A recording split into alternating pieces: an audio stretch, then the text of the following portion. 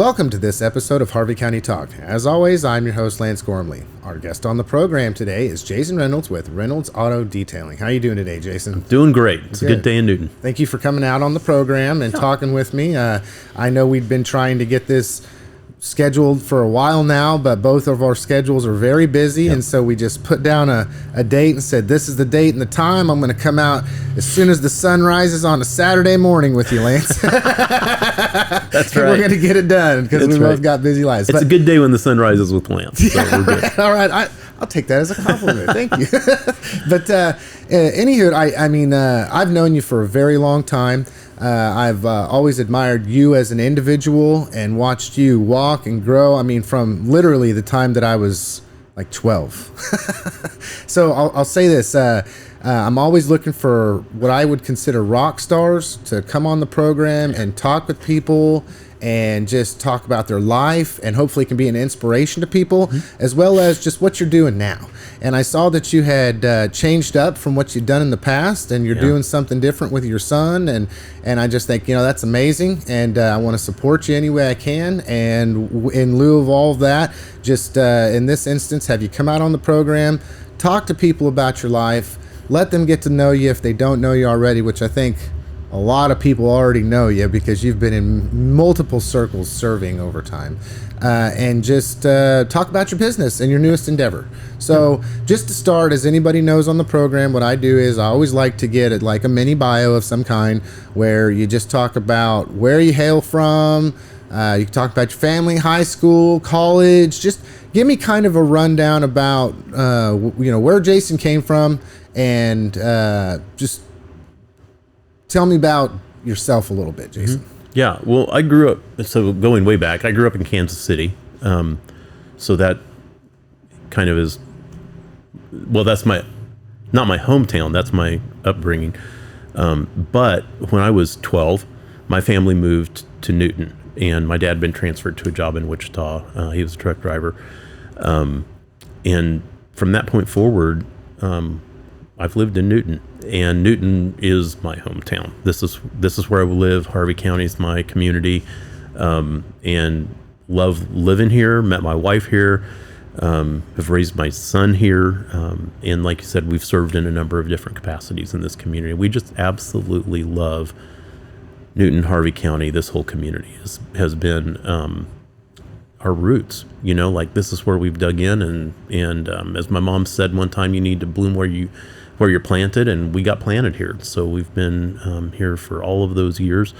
I just left for a little bit of time during some education processes, but for the most part, my life's been centered right here in the middle of the U.S. So, a lot of people that come to Newton, myself included, and I think it's interesting. We call ourselves transplants. So it's funny that you said it the way you said it. Your mom's wisdom, just bloom where you're planted, and that we're transplants, right? This wasn't where we were born, right? Type of thing.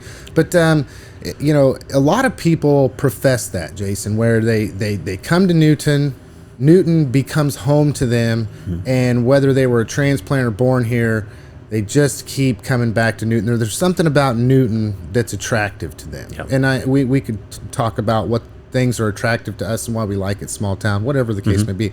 But when you moved here from Kansas City, you were at a pretty pivotal age. I know it's the same as me. When I moved here, it was about the same time. I was just getting ready to be 13 years old, so I was probably 12. And it was very difficult for me.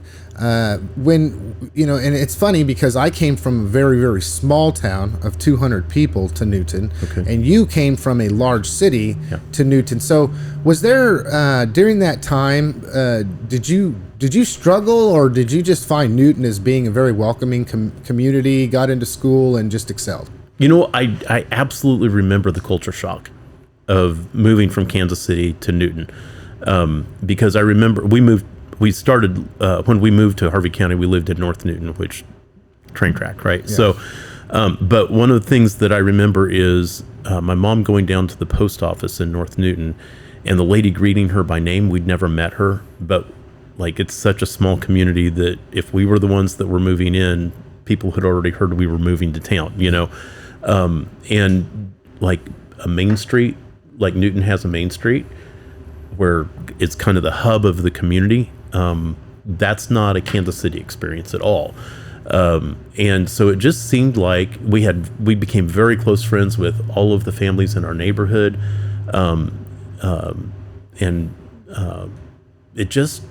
It felt right. It was kind of Mayberry-esque for us.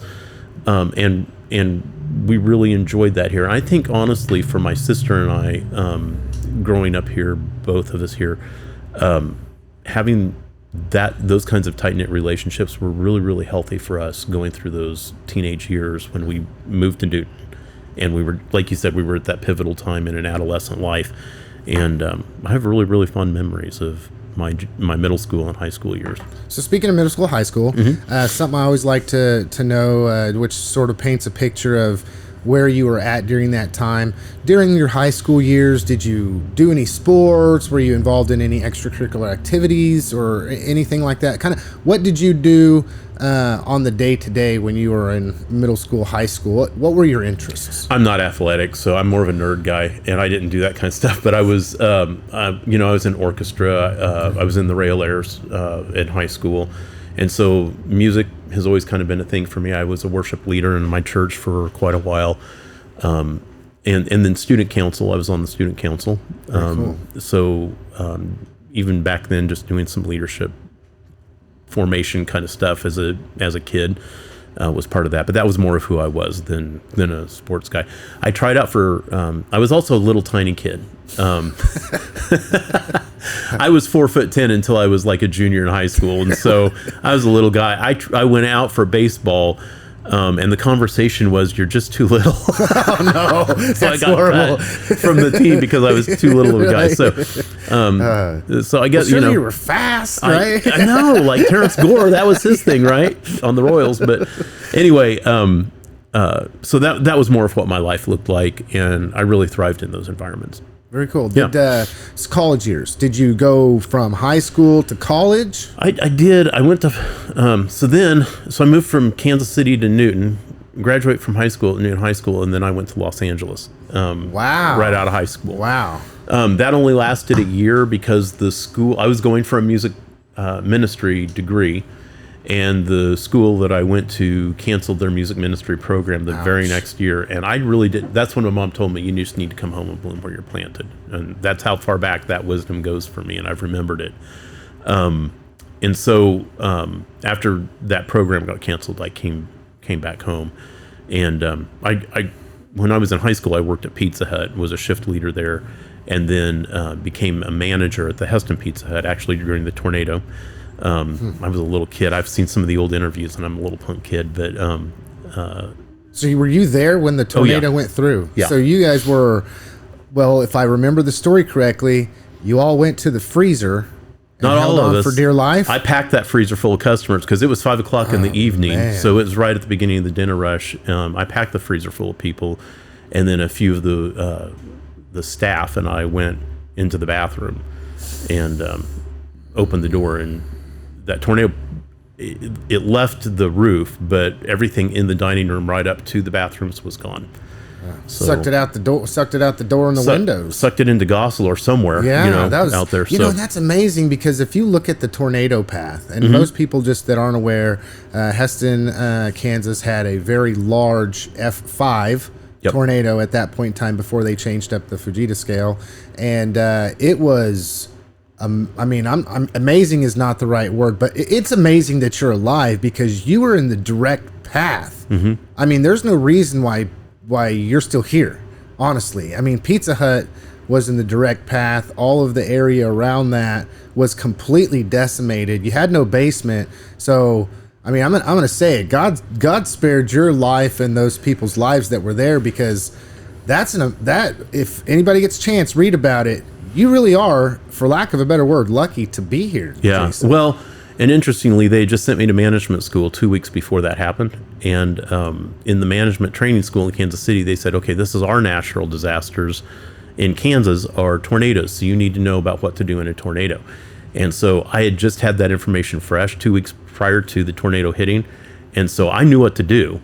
And it just put the muscle memory kind of kicked in like, oh, we've done this, And so, that was an interesting period of time, actually, because it was months of recovery in Heston, but things have thrived there since then. That's Oh, yeah. the other thing about disasters is a lot of times, I mean, it's horrible to go through it, and there's a lot of trauma involved. I've done a lot of work in trauma, but then it's kind of like, 2 years later, it's like there's a restoration and a redemption that takes place after the disaster or something. Not to go off on a side road here, but speaking of training in trauma and community events and things, isn't part of the pathway back for the community to come together in that tragedy? Like, it happened, then the community came together. There was a sense of community for people, a sense of belonging, and they desire to rebuild this together. Yeah. And so then is that possibly what you're talking about when it comes to, or at least one facet of what you're talking about when it comes to rebuilding a community and a community thriving? Yeah, absolutely. And that brings a bond in the community around that. And Heston's really good at this, to be real honest. I went through the XL shooting as well with that community because I was a chaplain at the sheriff's department then. And they did this. It was the same response then. They bound together. They worked on it as a community, and it's horrible. I mean, it's loss of life. It's loss of stability, all kinds of things. But somehow Heston, that's a very resilient community up there. And maybe Harvey County should be proud of Heston. Yeah. Well, and I'd say Harvey County in general is a very resilient community. And that diamond in the rough of Heston, I do believe is one that we can follow in their footsteps in the event that we ever suffer any similar tragedy. But okay, so you came back. Did you just give up college at that point in time? I did, actually. I did, and I knew I had a calling for ministry, but I just came home and went back to the church that I grew up in, and had an amazing pastor, Larry Thompson, who mentored me for ministry, really understood the calling and confirmed it in me. And then I mentored with him for several years, actually, and then became the assistant pastor at the church there. And our denomination had a process then where you could receive a license and then an ordination under direct supervision of a local pastor. Okay. And so I kind of took a non-traditional track into ministry, but with a very wise person who was over me and was able to mentor me. And a lot of the stuff that I've done ever since, like he taught me how to do weddings, he taught me how to do funerals, he taught me how to, gave me opportunities to preach once a month. And so, and met with me on a regular basis and all of those things. And then when he stepped down, then I became the pastor of the church, which was interesting and an amazing blessing then to pastor of the church you grew up in. Like, those people raised me for ministry. Yeah. And then to have the honor of being their pastor was an amazing season as well. Very cool, very cool. Yeah. Okay, and then I know you have a boy. So at some point in time, you're a young parent at this point in time, yes? Or was this before? When I became a pastor? Yes. Yeah, I was 30. Okay. I think, and Don was 9, 7 or 9 or somewhere in that neighborhood. Yeah, cool. Like he was a little boy. Yeah, very cool. So with that and being in ministry, I always when I hit on something that is obviously a defining moment or experience or a life track in people's life, I always want to find out what is the most difficult thing that you experienced during that time, as far as I won't want to say what's the most difficult thing with ministry necessarily, but kind of what, like, give me a pro and a con as far as what was a challenge that you faced in being a pastor of church, and then what was something that you just felt like was a defining moment where you knew, hey, this is where I need to be. I think if we go way back, kind of pre-ministry and pre-college, my dad was killed in a trucking accident when I was 14. So we had just been in Newton a short period of time, and we got the knock on the door from chaplain and the chief of the North Newton Police Department at about 10:30 at night to give us the notification that my dad had been killed in a trucking accident. And that was Tom Shane, actually, who was a longtime chaplain here and just died recently, just passed away recently. But kind of one of my heroes, because he was there for our family that night, and then worked with me as I became a pastor later on.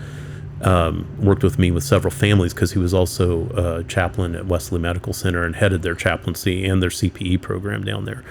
And so he and I worked kind of often with different families that I was pastoring down at the hospital there. But that night, what I remember is we were fairly new in the church that we had found at that point, and my pastor was on vacation. So my mom called the church secretary, and I remember that within about 30 minutes, half the church was in our living room. And that was the tight-knit community that we talked about earlier that my family experienced when we moved to Newton. That really sank my roots deep into that church and into that movement, because I saw people that really understood the love and the compassion of Christ come around a hurting family in that moment. And I saw chaplaincy in action, which later became something that I moved into as well. So that was kind of a formation point, I think, that our faith actually got us through that personal crisis. And I saw ministry in action, and there was something in there, and the Lord began to do a work that was going to be my calling, was to be in ministry in some fashion. By the way, the pastor and his family were on vacation. They had just left that night. They turned their vehicle right around and got back to town in the middle of the night just to be alongside of us. And so those were my experiences of what I saw about ministry at that time that really drew me in and confirmed that calling for me. So that's a formation point about when I saw ministry in action. Then we became pastors in 2001, in May, Memorial Day weekend of 2001. And then it was that same year, just a few months later, that 9/11 happened. And so we opened our church up for, prayer for the nation and prayer for families, or for people who actually, there was a lot of fear at that time in society. And so just a place to offer prayer and peace and that kind of thing. So I remember that as a national tragedy. I'll be super honest with you. I don't remember major crises that were overly challenging pastoring Hillcrest. We certainly had our challenges. We had large projects, like we remodeled the church twice, and one time was blowing the church walls out because the church had grown, and so we needed the extra seating space. But again, those were moments where the whole church came together, and we remodeled those. I learned how to sheetrock. I learned how to do some plumbing. I learned how to do, like pastors get to do everything, right? Yeah, right. And at least you're responsible for it. You're responsible for it. Sometimes it means rolling up your shirt sleeves and doing it yourself, you know? So, but yeah, we did all of that. And we actually, when we did the major remodel there, one of the cool things about doing that together as a church, like we had a general contractor there. Steve K was going to our church at that time, so we had an electrician in the church. We had just different people that understood different things or had done certain things. And one guy, I didn't know this, but he said, I used to work for a construction company and used to do drywall. I'm like, come on down, The hardest job of them all. That's right. So, come on in and sand that sheetrock, because I don't want to sand sheetrock, but happy to have you aboard. That's the detail work. You know that, right? Right. Yeah. So that was really cool, because by the time we were done, we came in ahead of deadline and under budget, and we were completely done with a really beautiful outcome. And so those are moments that I really carry with me. Yeah, there were some challenging times. There were some painful times. There's always pain in ministry. But there is this scripture in Romans that says, abhor what is evil and hold on to what is good. Yeah. And I always try to hold on to what is good when I move forward into a new chapter of my life. And so love those people. Some of them have gone to be with the Lord since I left. Those have been heartbreak moments, because I also grew up with them, with their kids in school. But we are really blessed to have had that time in our lives. Yeah, very cool. Yeah, that's wow. I mean, I gotta say, I would say this, like the little stuff that kind of gets can kind of get blown up at times, but then when you stand back and you go, oh, that really wasn't a big thing. Like in the moment, you're feeling the pressure of it and all of that. But we had a lot of really, like that church, I'm going to brag on those days for a little bit, but like it was a church of about 100 people, 140 at the top. And when I was there, and during the 13 years that I was there, whatever time that was, what I do remember is those people gave away $250,000 to different charities and different organizations throughout the community in the U.S. And that's a generous congregation, and that's where you can walk away with some really good memories from leading a group of people that are that sincere and that generous. Yeah. So you didn't rest there. You said that you had been there for 13 years. So as senior pastor, yeah. As senior pastor. So then what, I guess you made a transition. What was that transition, and then why? Well, kind of in the middle of all of that, my wife Annie and I took the Citizens Academy course with the Newton Police Department. And at the end of that, Chief Daly came to me and said, hey, we don't have a chaplain, and that's a position I've needed to fill, and I'd like to do that with someone local. Would you be interested in being my chaplain? And I said, Jim, I've got a family and I've got a full-time job already, but how would you feel about creating a team of chaplains that would, serve the community as well? And so he was completely agreeable to that. And from that point forward, we just built a team of chaplains that would be on call. When I left the chaplaincy just over a year ago, I think they had 5 chaplains on the Corps, and they've still got a good rotation going there. That really was just like, it was my opportunity to give back to my community, which has always been a big deal to me, is to be involved in the community and to give back whenever I can. And it's a giving back of time, but it's also, for me, the chaplain that had been there before me was Tom Chain. And it was interesting. He gave me my family notification of my dad's death, and then to come in behind him. And those were huge shoes, and you don't even fill those shoes. He was an amazing chaplain. But to be able to do for other families what had been done for me by our law enforcement community, through the ministry of Tom Chain, was a real honor as well. And so after we talked about it and prayed about it, I decided to accept that. And Chief Daly was super excited about having a team of chaplains, and so we built that. And then T. Walton was elected sheriff shortly after that. And so we began serving cross-departmentally, because it's all in the same building, so it's just like a walk across the hall, right? Yeah. And so it was the Harvey County Sheriff's Department became my commission eventually, and we built from there. So went through some training, some specialized training for chaplaincy, and got certified as a police chaplain through the International Conference of Police Chaplains. And it's interesting because you and I kind of lead in different circles, but when you're doing ministry within a polytheistic culture, with a lot of different belief systems out there,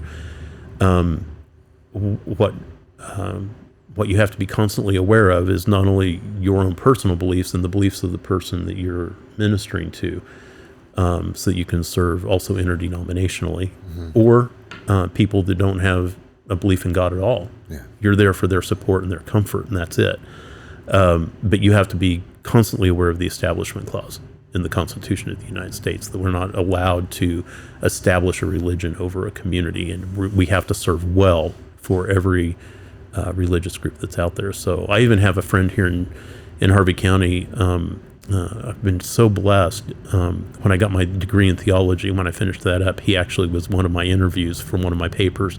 But I used him as my consultant for people who are Muslim, especially in the detention center, because we have a federal contract. So we have a lot of people from a lot of different worldviews that are down in the detention center because of that federal contract. And so what a blessing to have someone who was as wise and willing to come down and serve that population on a regular basis, and taught me a lot about his faith as well, so that we can navigate that. But we as chaplains, we have a constitutional responsibility to protect somebody's right to worship in their way. Yeah, that's right. Yeah, that is a little bit different than what one might think your traditional pastoralship is about. It's right? not the same thing. It's you are in a capacity to where you are servicing individuals where they are, wherever they might want to be, regardless of how you personally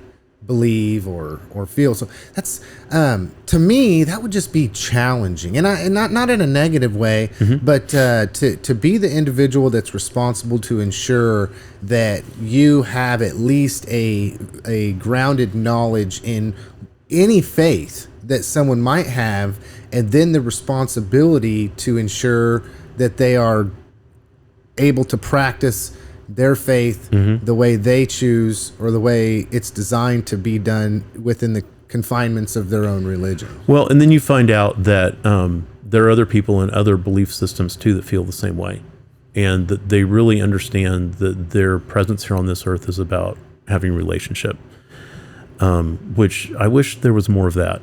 We've talked many times before, but just if we would see the person across from us, regardless of our belief system, as our fellow human being that we get to be neighbors with today. So from my personal tradition, that's a big deal in Jesus' teachings in the Sermon on the Mount, is that we understand that we're here to love God, but we're here to love each other and forgive each other, and to be to share life together. And so, like I said, I had this paper that was due. My degree is through South African Theological Seminary. I went there because I definitely wanted a global perspective on Scripture rather than just a Western theology. Because I'm interested in other people's thoughts, and I understand that Scripture is actually an Eastern book, and so hearing it from a Eastern perspective was really important part of my spiritual formation as well. However, this gentleman was so willing when I said, hey, I need to talk to somebody about the difference between Islam and Christianity and do this as a paper, and I'm not there to argue, I'm only there to hear and write down what I learned from you. And then went through several things that he invited me to come in when he was doing some things in the detention center so that I could have a knowledge base of what that belief system was like. And I would just say this too, I was the lead chaplain during the aftermath of the XL shooting in Heston. And a good friend of mine, so I'm Protestant, but a good friend of mine, Father Volker from St. Mary's Church at that time, he was the pastor in town that called me every day on the phone on my way to the Emergency Operations Center to say, what are you dealing with today and how can I pray for you? And then would pray for me on the phone every day for 11 days as I was going to the Emergency Operations Center. And then when he heard that we were demobilizing, he calls me on the phone. I was working part-time at the sheriff's office at that time in the detention center. And he called me and he said, what are you doing right now? And I said, actually, I'm just wrapping up some reports and getting ready for the debrief on the incident. And he said, well, who's debriefed you? Because who's done the diffusing for you? Because you've been doing this for everybody else for the last 2 weeks. And I said, well, I've got some people I can talk to. And he said, you ever done that with a Catholic priest? Because I think you'll find that it's really a good place to come and talk.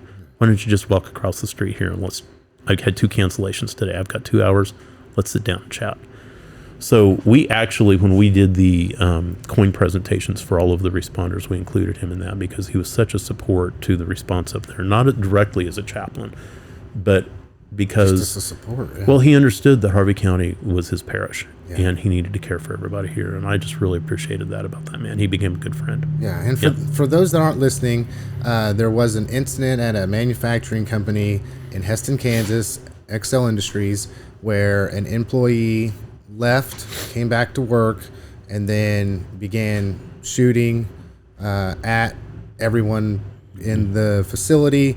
There were a number of people who died, including the shooter himself. Mm-hmm. So when that happened in our community, especially Heston, Kansas of America, which is a very small, quaint, quiet community, that was a shock. And not only that, but that was a shock to our county. In fact, I worked there when that happened. So did my son. So Yeah. I'm fully aware at the loss that took place there, and I don't know if I did it the wrong way or the right way, but after about a month of being off and then going back to work, I just decided this is too heavy here for me. I not good for my mental health or my personhood to remain in a place where such tragedy had taken place, and it even actually caused me to want to move from my community because it was such a shock to the system that, you know, I live here, and although we have our issues, we pride ourselves, if that's lack of a better word, I think what people really enjoy would be a better way to say it, is that we are in a small community that is tight-knit, and the majority of our day-to-day lives do not include something of that type of tragedy. So when talking about that, Jason, and then leaning on faith, because at the time you were the chaplain for the Harvey County Sheriff's Department. So this predominantly included meeting the needs of inmates in the detention center, that we're following procedure to ensure that nobody's rights are being violated, and then dealing with people in tragedy, being the one to go and notify people if something horrible happens. And then all of a sudden you're at work one day and maybe just getting off, and all of a sudden you get a call that says, hey, this just happened. Do you feel that at that point in time your response was reactionary to that, like, I've been trained to do this and this is what I'm supposed to do? Or were you in that moment just completely caught off guard by, oh man, this is my job and this is what I'm supposed to be doing, and man, I'm not going to say don't know how to handle this, but do they have the kind of training? Like, hey, you're a chaplain. In the event that you have a mass shooting, here's the chapter of the book that you're supposed to go to and read through it and make sure I hit all my bulletin points. Because I'm thinking that it's not that way. Well, so this was an amazing. This is actually an amazing story. 2 weeks prior to the XL shooting, and I had been the director of support services for Sheriff's Department for several years, and so I got to know Gary Denny when he was the emergency manager for Harvey County for several years, and I had known that one of his pet projects for him that he had a real passion for was preparing for an active shooter situation, and he spent a long time kind of developing the creating space for the conversation with multiple agencies, multiple sectors of the community for several years. And then we had a meeting where he was able to get everybody together on one day. We met at the school district building at the school, McKinley. And it was people from all segments of the community. And I think we had 1 or 2 meetings within 2 weeks. So we didn't have the total plan in place, but we had the conversation going. We had all met each other 2 weeks prior and knew exactly the direction we wanted to see that go. And we're beginning to put the plan together for what our response would be through the emergency operations systems. And then, like, it was not strange for us to all be working together in that same thing. Now, you want to have table exercises, and you want to have been done a whole lot of other things before that. But what I told Gary one time, I remember sitting down in his office, and I said, hey, I want you to know that God used you, because that was the passion on your heart. And oftentimes we want to say, oh, that'll never happen here, that'll never happen here. But you wouldn't let it go. And because you wouldn't let it go, things went as well as they did. And if you go back in the archives of the papers, I believe that there's an open letter from the director of the Kansas Bureau of Investigation, because when that happened within 2 hours, we had an extra, I don't know, like 300 or 400 people in Heston, Kansas, who were all there, and they were so these are people you have to feed. These are people you have to make sure that they're part of debriefings and diffusings after their shifts and all of that. And Tina from United Way was just at that time was a huge benefit to me because she had all the connections in the community. They all came with stipends to use, but how many restaurants are there in Heston? And you've got all of these people there and everything. But what happened was a coalition of people through that operation, as Tina and I worked together, came together. We had church ladies bringing fresh fried chicken, and these responders that were coming in from Topeka and Kansas City, Kansas, and all these large metropolitan areas were like, we've never seen a response like this. And they were able to eat around these tables and share what they had learned and what they were experiencing together around these tables, that they said actually made that whole investigation and the entire process go a whole lot faster. And that's what he talks about. He had responded to several shootings in Kansas City and said he'd never seen something go this smoothly. And I just really believe that God put that on Gary's heart. He's a man of faith too. That God put that on Gary's heart to just see that through to the very end until we were prepared. So, so did we have? I mean, there's never going to be a textbook incident that you get to use the textbook response. You have to know exactly how to flex and how to move. A friend of mine, I just talked to him yesterday, was the director of our church's national disaster relief ministry before I was. And we just talked on the phone yesterday, but his name is Jay. I call it his Jayism is, when you're dealing with a disaster, you have to be fluid because flexible is too rigid. Yeah. And that's the way that happens in responses. You have to read the room, read the importance of what your presence is there, what the objectives are, and then what's the best path forward. But it'll change from incident to incident. Yeah, because nothing is the same. And nothing. You'd mentioned people getting together and having first responders who are being fed, and something in my brain is saying, man, I know of an organization here in the community that we have. It's called CCRT, Community Chaplain Response Team. And I'm not sure how much they were involved, whether that was established prior to the XL incident or whatnot, but I'm pretty sure that you were very that your participation in that was at the ground floor. Yep. And I mean, I want to give you the credit and say that you started it. Actually, T. Walton and I had that conversation when he was sheriff, that it would be really great if we could privatize a nonprofit organization to provide some of the services that the chaplaincy had developed over the years. And we, as chaplains, we did a lot in this community that chaplains don't typically get the opportunity to do, because we had visionary leaders in our departments here who embraced the chaplaincy and the things that we could fill in and do for them. I say that probably kept our chaplains sane for longer, that we didn't just have to be the angel of death all the time, but that we actually got to do some positive, productive things in the community. One of those things was reintegration for people who were in the Harvey County Detention Center.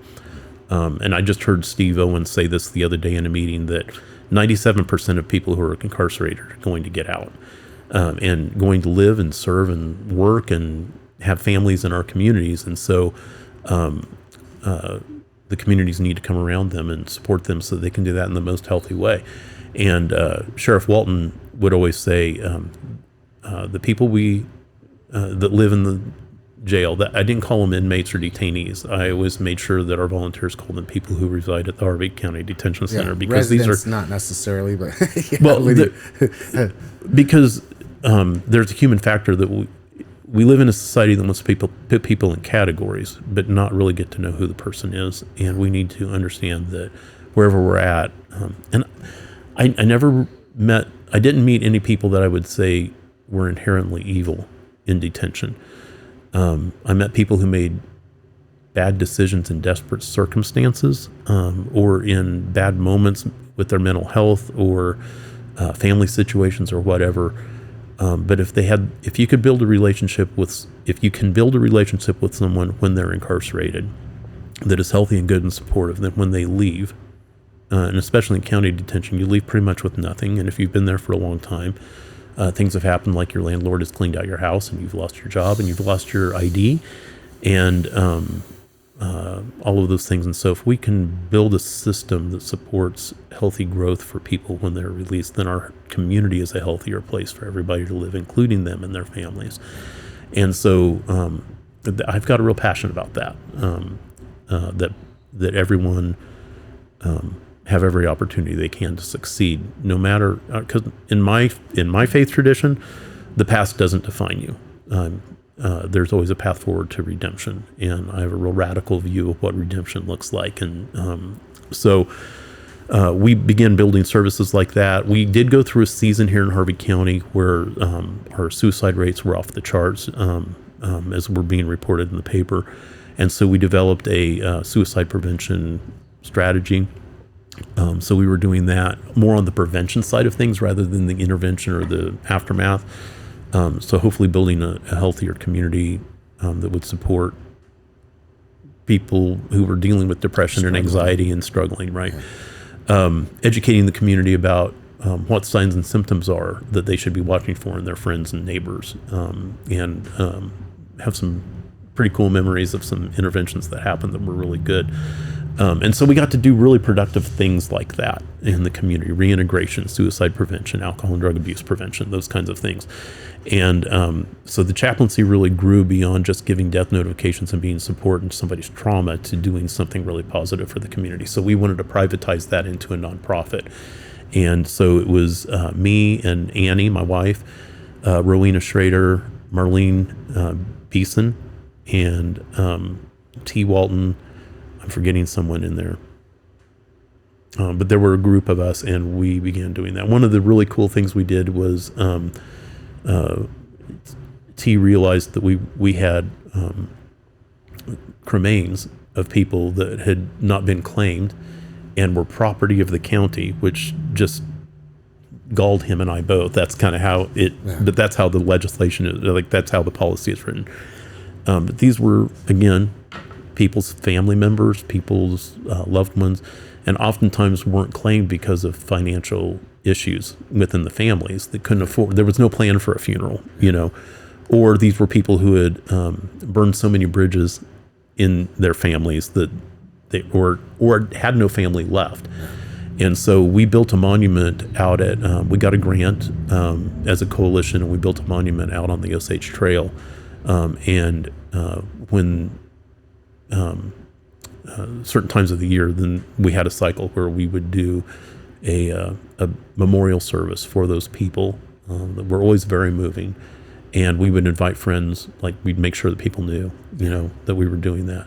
And so it's an indigent memorial because there were no resources to do what needed to be done to honor the lives of these people who had passed on. So those were really cool moments that not all chaplaincies and communities experience. But again, because we had visionary leaders here, we were able to serve the communities in some neat ways. Yeah, that's awesome. Very cool. Very cool. And that's how CCRT was born. Yeah. Now CCRT's focus, they have three focuses, and that one of them is reintegration, suicide prevention, and disaster response. So, yeah. Very cool. Very cool. Very cool. Great organization, and absolutely worth our community supporting these folks, because one of the things they're doing is a peer mentor program. So people who have been incarcerated and have been successful coming out are mentoring people who are now in their process post-release of reintegrating into the community as well. It's a really, really powerful program, and I really want to just plug LA as doing, Larry Alexander's doing the directorship now that I've stepped down from that, and is doing a phenomenal job. And this is a great organization that's really serving our community and doing it honestly for pennies on the dollar, but could do a whole lot more with some more support. Yeah, well, I tell you, I gotta send a shout out to you, Jason, because designing a program like that or being on the ground floor of that is very visionary. And then from there to be able to design it in a way where the baton can be passed on, that it's not an all Jason thing, and when Jason's gone, then it's gone, that it's continued to move and grow and reshape and will continue to be an asset, especially to those who are the most needy. I got to say this, from personal experience, I can tell you that a support system is the number one thing that will help with recidivism. Mm-hmm. Most people got where they are because of a lack of that, be it just the way their life turned out, be it the choices that they made, those bridges were burned, whatever the case may be.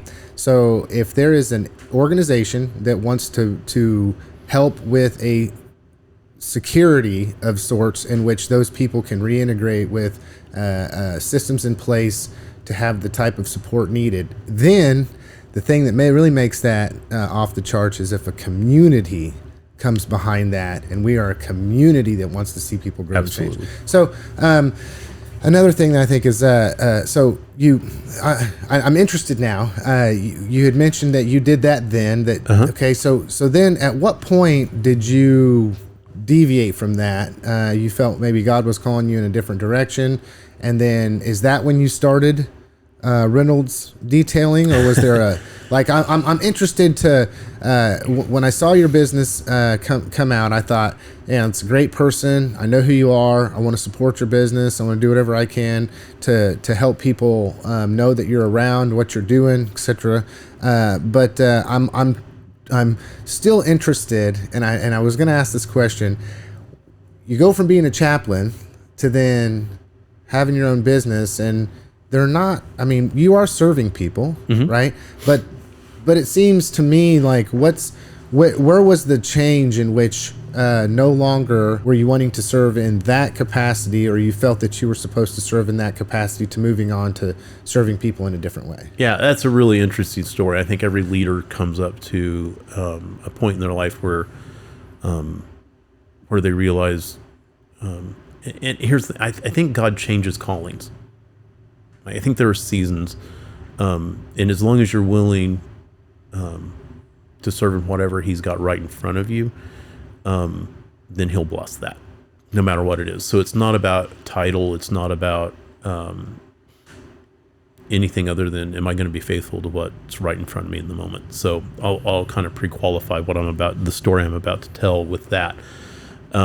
In fact, when I was first appointed in the church, the district supervisor in front of the entire congregation asked me to hold my hands like this in front of me.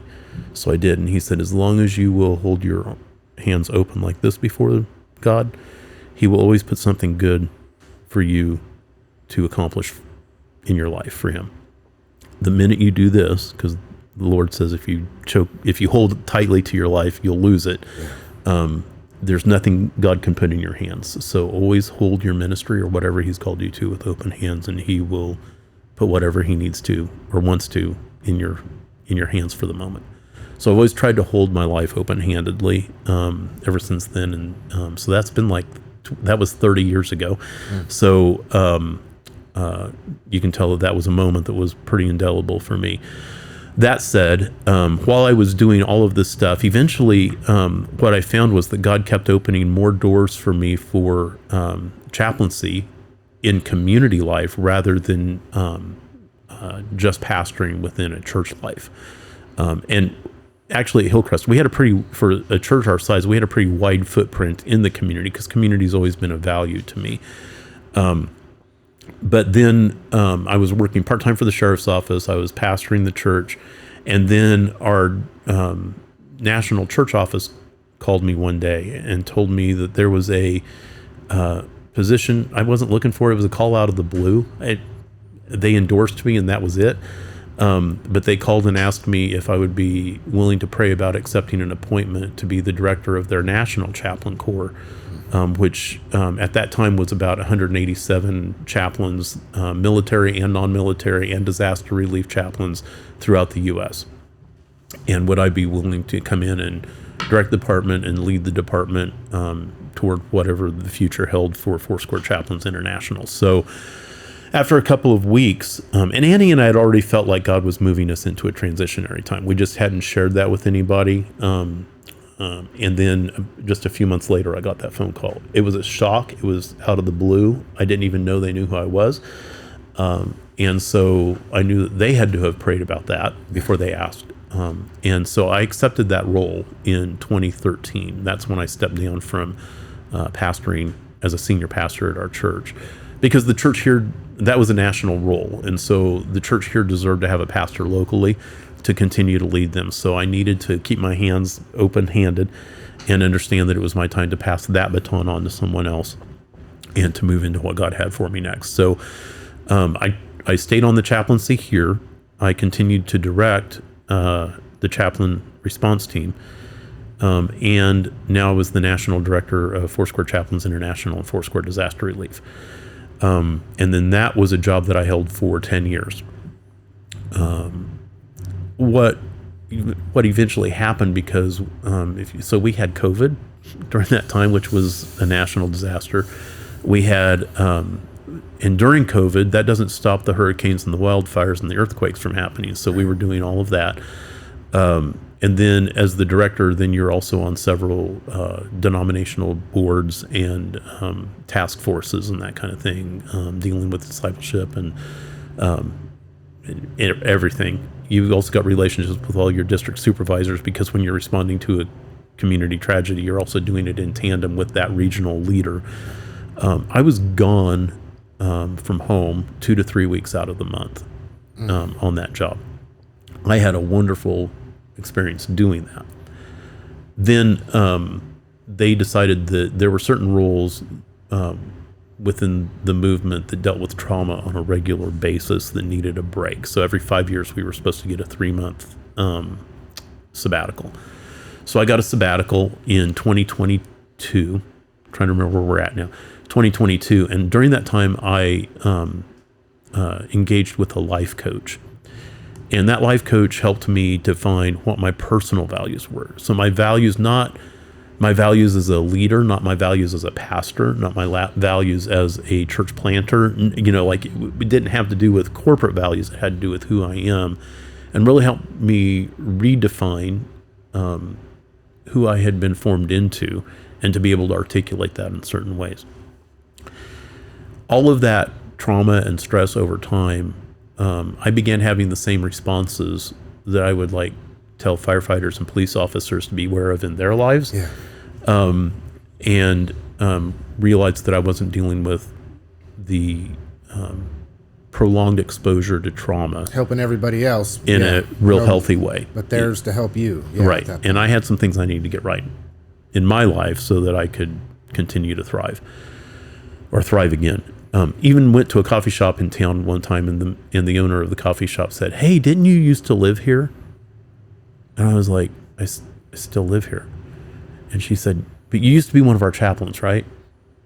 "I'm still one of your chaplains." And I realized in that moment how disconnected and isolated I had gotten because of work. Yeah. And you're gone 2-3 weeks out of the month. I mean, yeah, that's hard to and have. It's not just your community; it's your family. Oh, yeah. We actually, I was in ministry, but didn't really have a home church because I was gone all the time. Yeah, you're practically in the military. Exactly. Being deployed, that's. And part of that was being on military bases and trying to support these men and women who are serving the military as chaplains and are also, experiencing their own trauma too. Yeah. So, that kind of came to a crisis point for me in, to do this real quickly, a crisis point for me in August and September of 2023.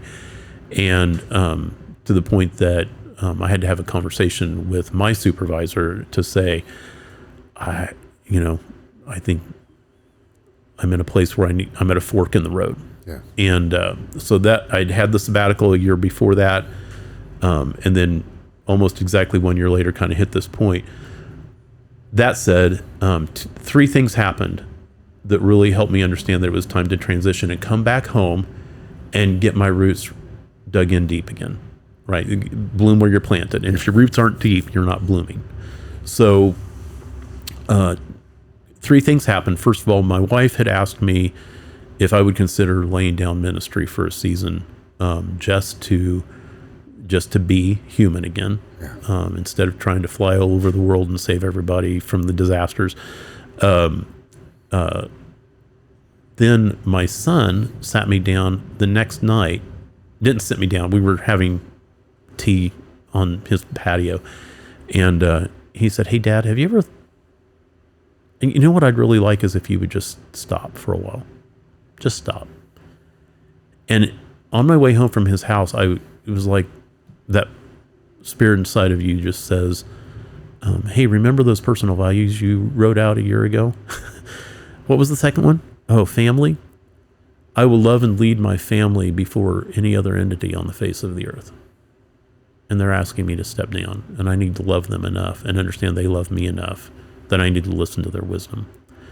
So I stepped down, and what I had found was I was, and one other conversation happened. I had swung by Mark Smith and I had worked together on the police department, and then I helped him get Revolution Auto Sales. He'd asked me to come on and help him sell cars when he started Revolution Auto Sales. And so I hadn't, again, because I was so disconnected from community, I hadn't seen Mark for a long, long time. So I just stopped by the dealership, and he walked right out to my car, and he said, I was praying for you at 3 o'clock in the morning on the deck of my house. I think I'm supposed to tell you something, but I'm not sure. And I said, I would really like you to tell me what you think, and I'll discern out whether it's, something. Yeah. And he said, I think the message is you've done enough. And I started welling up with tears right away. He said, you've done enough for your community, you've done enough for your church, and you've done enough for communities around this country, that you've done enough. And that's all I got. And I knew the Lord had used a good Christian brother to speak to my heart. And so I went home, wrote my resignation letter in 15 minutes, fired it off in an email, and I was done at that point. And just understood that I needed to be faithful again to what God was saying, which was right now, right in front of you, I need you to be home again. Your family needs you to be home again. And so that began the process of me trying to figure out what was next. Actually, my church was unbelievably generous and gracious and supportive through that whole transition as well. So I did some work with, at the time, Platinum Body Shop was in that same building with Platinum Mark. BDR, yeah. Mm-hmm. And so Scott allowed me to come in and learn how to do auto detailing, which I already loved doing because I was doing my own cars, But he allowed me to have some space there to do that, and then came to me in February by that time and said, you can do this on your own. And I just had a conversation with an entrepreneur coach who said, you probably are ready to go out on your own, the day before Scott had that conversation with me. So again, just the Lord being faithful to put something new in front of me. And at the time, my son was ready to make a transition in his life and was dealing with some burnout issues as well. And so he and I have gotten to work together for the last 8 months, every single day together, and that's been a real joy. So very cool. Yeah, very cool. And that's how in February then we began the process of forming our own LLC, and then we kind of officially launched on March 1st. And I'll say, I've been in there to talk to you since then, and man, you guys do a really, really good job. You know that, right? I mean, when people bring their vehicle in there, and you have it leaving like it's brand new. And I don't know if you're just OCD. There is some of that. Perfectionism or whatever. But I'm like, man, this, and then I've been in there and seen some really cool cars that people have in there, motorcycles, all kinds of things that, you do it all, right? Mm-hmm. So, well, I hate to say we're coming to the end of the program, but we are. I just, Jason, I believe in you, and I want you to be successful, and I believe that people in the community want you to be successful and to support you in all of the endeavors that you choose to go moving forward. I know you starting a family business, just hearing you talk about it is near and dear to your heart. I know without a shadow of a doubt that you love your family, you love your community, and just having you out here has been a very eye-opening for me. I'm glad that you sat down across from me and just talked about your heart, your past, and then now your future. And just I would like for you to tell people where you're located, how to get a hold of you. And just have them be armed with that knowledge so that they can at least stop in, see you, see what you do, give you a chance. And I'm sure that once given the chance, you won't let them down, and they'll be back time and time again. Yeah. So the building is the building where, and you may know that Mark Smith recently sold his inventory, and he's closed the dealership. He's working at Hillsboro now, Hillsboro Ford, and still doing what he does best. In fact, my wife's cousin just bought her vehicle from him up there. I was like, thank you for telling us he's there, because he made that so easy. But he's closed the dealership there. Platinum PDR is moving on to some new opportunities for them. And so they've been in transition, and they were the first ones to move out. So now it's me and Ruben Valle, who has Pro Op, and they do paintless dent repair and some other minor auto repairs there as well. And he and I are the last two Mohicans left in the building, so to speak. And so there's some transition going on there. We don't have really good signage there yet because we're so much in transition, and Revolution's signs are still there. But that building is at 1300 South Kansas Avenue. It's the building right next door to Stutzman's Greenhouse. And that's our shop. And we're doing everything from basic cleaning all the way to paint correction and ceramic coating cars. And everything in between. Our most popular package right now is the interior cleans because we're moving into some weather. So people are like, "Oh, I'll get my exterior done when it quits snowing and raining," you know. Yeah. But we've been able to serve quite a few people. I did a count the other day. We've done 370 cars since March. Wow. Cars and motorcycles and trucks. But our pricing is on our website, which you can find at ReynoldsAutoDetailing.pro. Our phone number is 316-804-8181. We're open Monday through Friday from 9 to 5, and we're open on Saturdays, most Saturdays from 9 to 2. And right now it's Dawn and I, and Annie's coming in and doing some work for us as well. We did... she had a friend from high school came in with their truck last week, and she's like, "No, I want to help do Melissa's truck." So she came in Monday night, and we all worked together on Melissa's truck. So she's rolled her shirt sleeves up, and she's putting some elbow grease into this thing too, running the financial side for us. But we are at a flex point where we had 4 organizations that were kind of sharing a building, and it's we're having to take on some more responsibility because of that. But we're also doing that in kind of a slow season. So, but we know this is what God's asked us to do at the moment. So we have faith moving forward and know that there's a plan, and we're looking for, wisdom. But it's been a real joy to just have old friends come into the shop just to say hi, or people from the chamber to swing in and just encourage us along the way, or bring their vehicles. We've had several people. We'll do one vehicle for them, and they'll bring us their other 2. Yep. No doubt. Within a couple of weeks. Yeah. And so we feel good about that.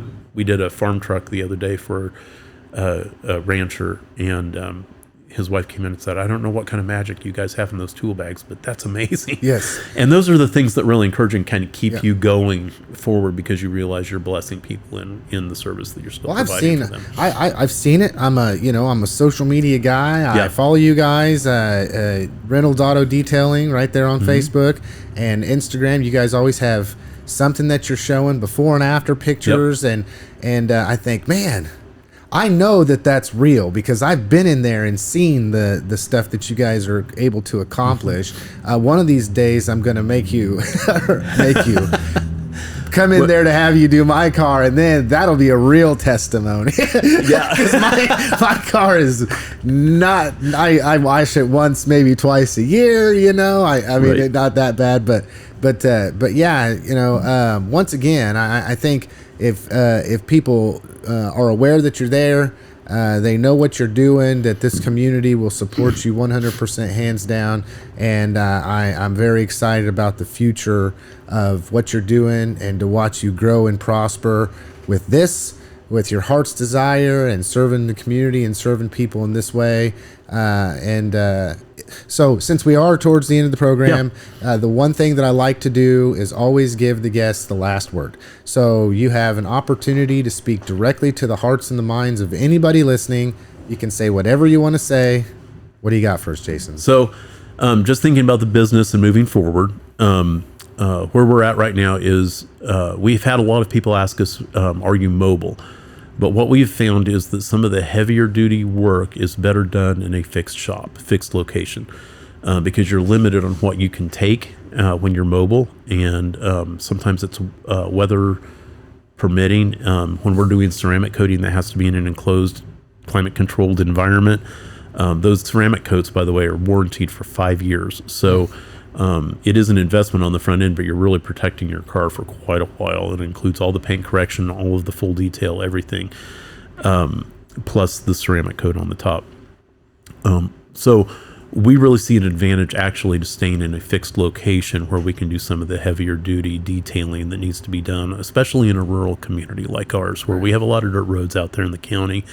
We have a lot of people that are bringing us either their cars to get them cleaned up before they sell them, or they're getting their cars detailed and kind of, I call it a reset, but back to almost new condition, because they buying a new car isn't in their budget right now, and so it gives them a chance to extend the life of their car and protect it for longer. And so we would love to continue to have the kind of support that we've already experienced from our community. It's been amazing, way beyond my expectation for the first year, but we want to stay in that fixed location. It's a good location. It's got everything that we need. And so just want to invite everybody to come and remember that the winter months are good months to keep your car clean, as well as the spring and summer months. So Absolutely. yeah. All right. Well, I appreciate you, Jason. Appreciate you once again coming out on the program. Thank you for having me. I'll say it again. Support you 100% in every way in your endeavors, and I believe strongly that you will be a staple of a place to bring people's vehicles to get them looking brand new. That's our goal. So, okay. All right. Thank you, Lance. Well, thank you, everybody, for listening to this episode of Harvey County Talk. As always, I was your host, Lance Gormley, and our guest on the program today was Jason Reynolds, who has a multitude of hats that he has worn and wears, but most recently, the owner of Reynolds Auto Detailing. Catch everybody next time.